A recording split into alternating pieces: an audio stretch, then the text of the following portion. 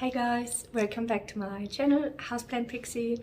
For everyone that's new to my channel, my name is Monique, and for everyone that joins for another episode, welcome back and thanks so much for tuning back in. Today's episode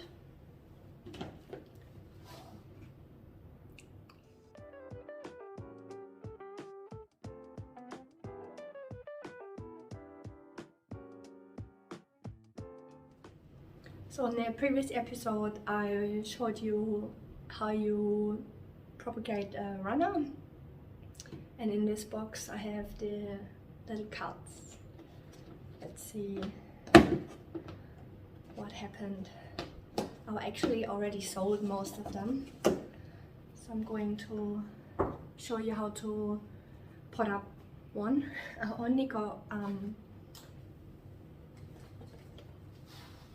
these are the appropriate or like very tiny pot you need. It's almost like tube stock pot. I wouldn't use anything bigger because the roots just aren't big enough. And so I'll put this box down and we'll have a look. So yep, the box sits under grow light in my plant room. There's no heat mat or anything underneath it. It's just a box. And there's previous videos if you need to know Cercestis mirabillis care.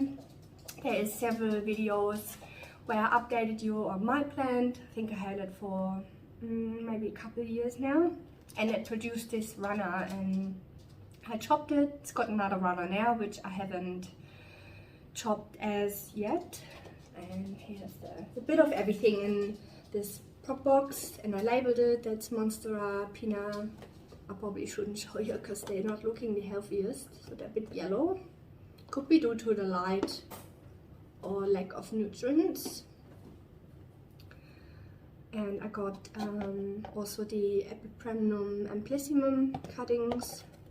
I think this one here will go to a new home. So this is one of them. And the roots, I could keep them in the prop box a little bit longer, but I sold a few. I just wanted to show you that is the perfect size pot. So this is like tiny. It's a tube stock, don't know, but yeah. Small pot, don't go any bigger, or let the roots establish a bit more and then go a bigger pot. Yeah, but that's about the pot size I would go for. That's nice and healthy plant. And then when you do pot it up, I did tell the person that buys it to get a humidity dome on maybe a heat pad, but to keep up the humidity. My big plant is in my room. My humidifier broke, and I think the room only has like 40 to 50% humidity at the moment, but it's not a problem. So that is the most important step when you do take a cutting that requires humidity into potting up. People think they can change the environment completely, try to mimic the previous environment. So these guys love humidity, but once it's at the stage, like mother plant is huge, like one of the leaves is about this size, and even if I forget to water it, I'll blend in the picture. It has droopy leaves. It's really forgiving. I was playing around with it, I shouldn't, but yeah, so that's that. And we're going to use well draining potting mix. I'll show you that all in a minute. Let's pot it up. Same game as for everything, nursery pot. And to save yourself the hassle when you have really little holes and you have some fine particles like perlite, or horticultural charcoal and you don't want them to fall through, I simply use paper towel. So you place your little pot on the paper towel, draw a little line, cut it out, place it in the bottom. It will break down over time, but by the time that has broken down, you probably do for another repot anyway. So, got our nice and loose potting mix. So I got orchard mix, normal potting mix, horticultural charcoal, perlite. I think that's it. I got a separate video if you're interested. So you fill up your pot about halfway. If you have more roots, you just fill up the bottom with your soil, and then what you want to do, you hold your cutting inside the pot, and then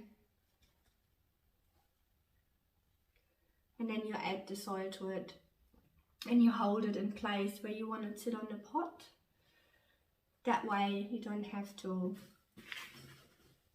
worry about the roots getting damaged. So any soil that falls next to the pot is not a problem. Don't worry about it. You can clean it up later.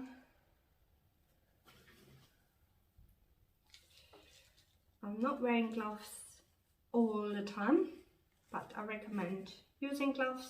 It's better when you mix your potting mix. Please do wear a mask.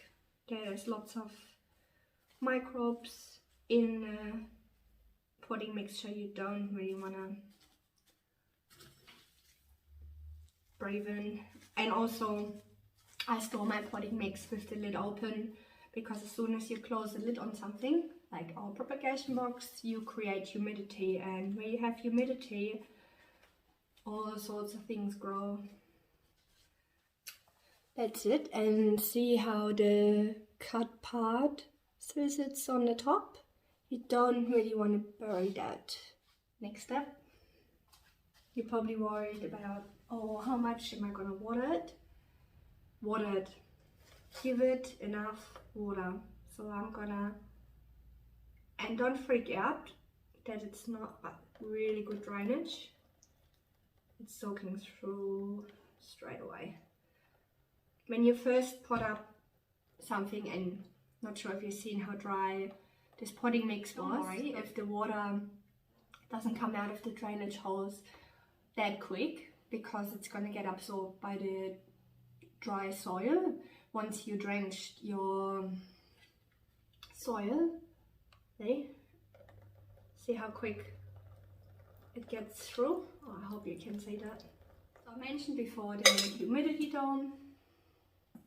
It's perfect. You can also use a mason jar, but the problem you have with the mason jar, because you can't open it, you have your hole, and then you sort of have to get in the plant safe inside. Use a set of tongs. Perfect. But it can be tricky. So with the humidity dome, it looks a bit scruffy. Have some water sitting in the bottom. It will not hurt the plant, because the roots are inside of the nursery pot. You will not have root rot. It's fine, completely fine. It does the opposite. It creates a bit of humidity in that glass dome, and then just be careful with closing it so you don't squash the leaf. Just make sure you sit it on a heat mat, and it will grow. There's two different sizes of these domes. There is the small one. I got these from Kmart, and I'm not getting paid from Kmart. It's non-paid advertisement. But these are great. These are fantastic. Safe to put them on the heat pad. I have my anthuriums on humidity domes, and you fit about 4 domes if it's the big one on one. I'm not sure if the smaller ones, but great.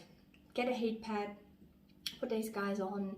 It's really beneficial if you have a young plant that requires humidity to keep it going. Once they're a bit older, then you don't have to worry as much. Alright guys, I hope you liked this video, and if you bought a Cercestis mirabilis from me, let me know how it's growing, and I'll see you next time. Until then, stay planty. Bye!